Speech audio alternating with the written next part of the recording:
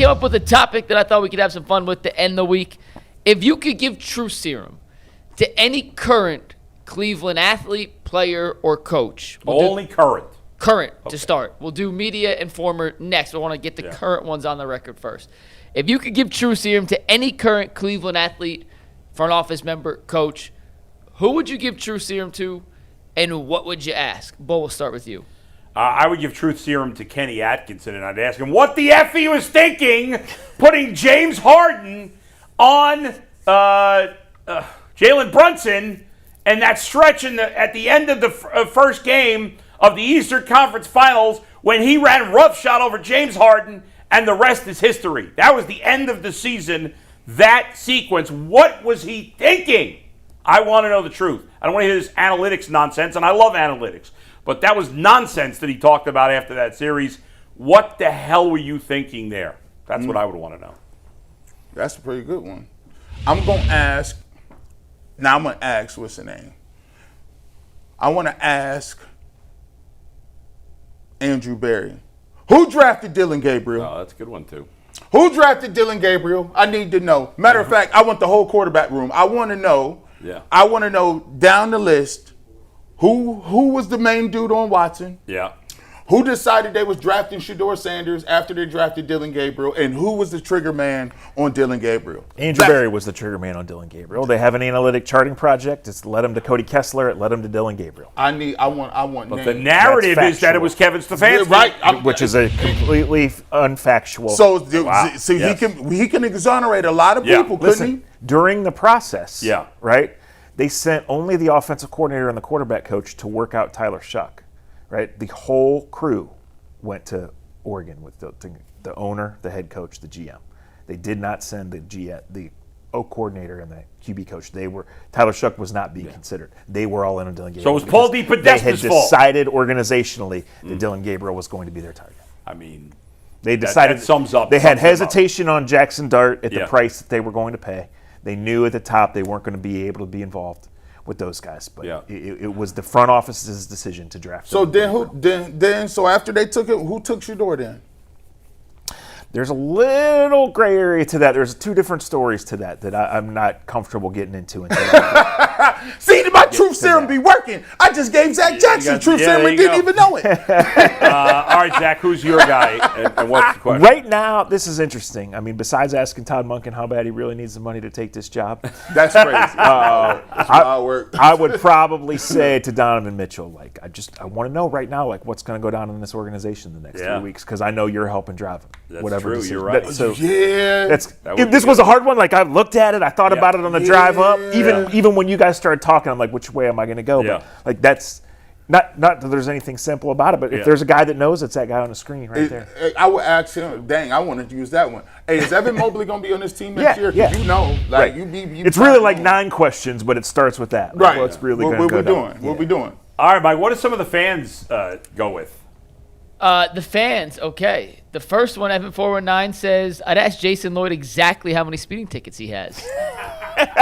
It's not how many speeding tickets he has. It's how many times he's been pulled over. Pulled over. Because he's gotten out of a lot of tickets. Man, listen. I think he's got a brother that was a cop or something. I don't know. Man, I don't know, man. I need to listen. I'm going to use him on speed dial when I get pulled over. I ain't calling my lawyer. Jason's got a lot of advantages when it comes to getting pulled over. What? A, he's a white guy. Let's keep it real. Yeah, right. B, he's, Cleveland famous. A lot of people know who he is. That helps. He's a Cleveland famous. He's a white guy. He has a nice car. His nice car, and I think his brother or one of his brothers was a cop or is a cop. I can't remember now. Those are all major advantages. And it's that are more likely to get you off. And his father-in-law is big time. He's like a famous surgeon. Oh yeah, you forgot about that. That's true too. Yeah. By the way, I didn't give my answer to a current Cleveland media front office. Ahead. I would ask Andrew Berry what the quarterback plan he told Myles Garrett was last season. Remember when Myles Garrett went on the yeah. podcast with Andrew Siciliano and gave that smirk? That's Did you part hear of the why I quarterback? couldn't answer your second question, Jim. You see, listen, I need to get that serum Because together. there's just a couple schools of thought or a couple stories on how exactly that I went. need to I need to bottle this. Well, when we get off air, I'm texting Yeah, Zach. we're I'm gonna trying to figure this out. harass Zach. Two more from the chat. Then I want to Yeah. hear your media ones. Okay. And then we'll get back to more in the chat. Controversial Card Channel says, I would give True Serum to Stefanski and ask him how he really felt about Baker Mayfield. And Yeah. then That's another one. Thought 13 said, I'd ask G. Bush if he thought Sanders had a good or bad season last year. That's the easiest one in the world. Like you had all the time to give me truth serum. I would say Shedeur Sanders played well given his circumstances and the limitations of the Cleveland Browns offense in 2025. That's a lot of qualifiers. And I said all things considered. It's a lot of qualifiers, but I think it's a fair answer. It's fair. Like, did I say he's an all-pro last year? No. Did I say that he was out here? Now, listen, he had some highs, he had some lows. We talked about him. But do I think that he's going to has the potential to be a franchise quarterback? Yes. See how easy that was? All right. Next, Mike. No, I want to hear if you guys could ask media members. What would you do? Well, go ahead. I got to go through the chat and find some more. Yeah, So. go ahead. Do you have what would you ask? Hold on. Let me see. I got some good ones, man. I got to roll through the Rolodex. Let me see.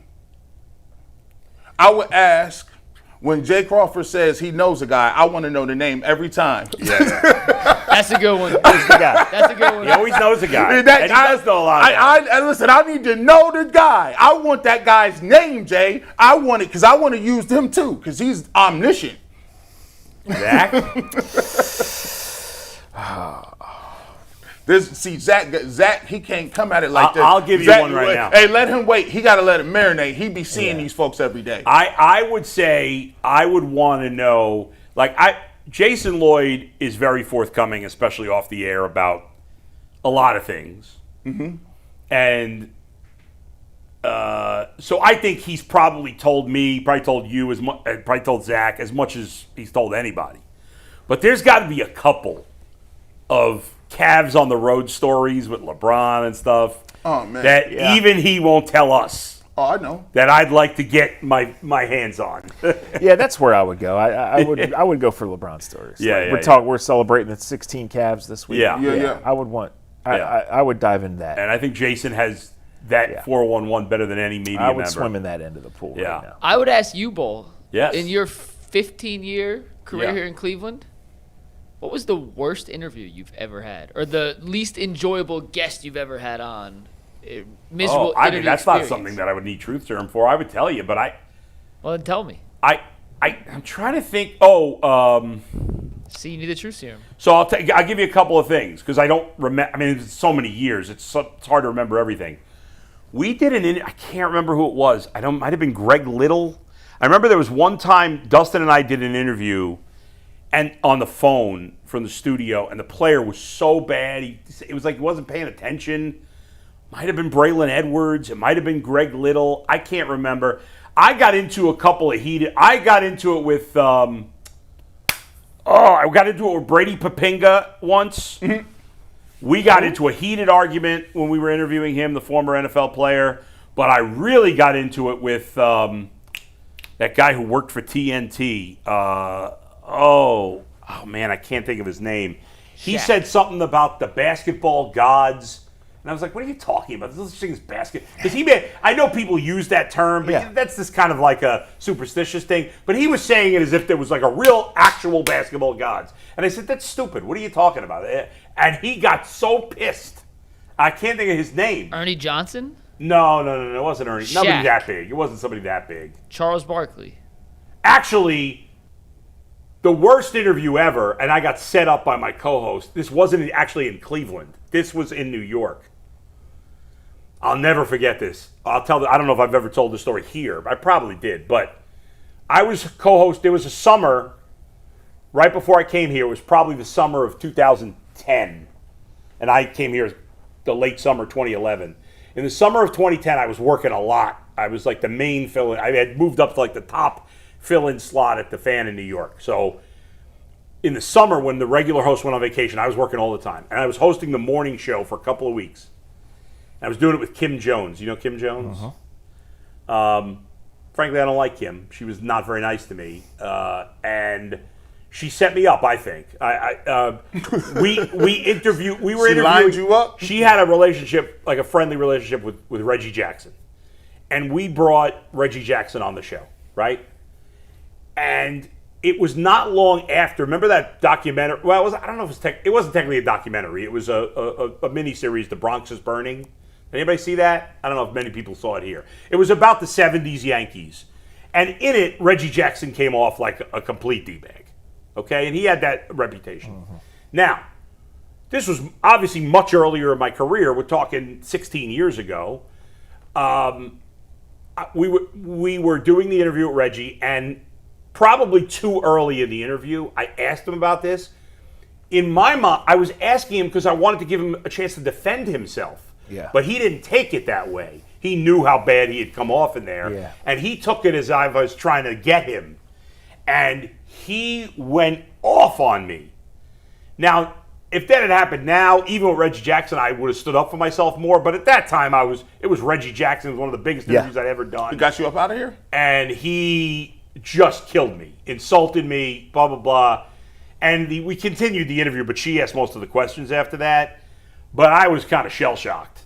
And she after the interview, she's like, oh, I knew he was going to be sensitive. Well, why didn't you tell me that he was going to be sensitive about that? Yeah. He took it the wrong way, but something I should have either saved for the end, or if I had known he would be that sensitive about it, I wouldn't have asked it. But I'll never forget that. That was the most awkward moment ever. That's great. By the way, the first professional athlete I ever interviewed, there's zero chance anybody has heard of him, probably in our entire audience. Tobias He was a Harris. random relief pitcher for the Cubs named Terry Adams. Well, this is 1999, 2000. He played in the big leagues very briefly. I bet you 95% of Cubs fans never heard of him. It was kind of coincident. When I was a freshman at Brockport, I set my faculty advisor was like, send out emails to all the Major League Baseball teams, or it might not even been emails, it might have been letters, I don't remember, and ask for reasonable guys on the back end of the roster that might do an interview. I sent it to all 32 teams, and coincidentally, the Cubs were the only team that got back to me, and they let me interview Terry Adams. Somewhere in my house, I have a cassette tape of this interview from 27 years ago. It was actually an okay interview, but I sound so nervous. I'm breathing heavy. I have a story just like so. When I was going into my senior year of college, I wrote for. You remember Dime magazine? Yeah. I do. Yeah. Slam stuff. Dime was its little brother. I got to interview Steven Adams before he got traded to Houston. He's still in the league now. Yeah. The New big Zealand guy. center. Yeah. I went back and listened to it the other day because I was cleaning out my hard drive and I was like, oh, this is. A, the interview was terrible. Yeah. B, I couldn't get a damn word out. It had marbles in my mouth. It was embarrassing. Yeah. And that's good. My bad. My questions were actually okay. They were like, for mine a first bad. professional interview, they weren't that bad. But I'm like, What is it's so embarrassing. And we got to go.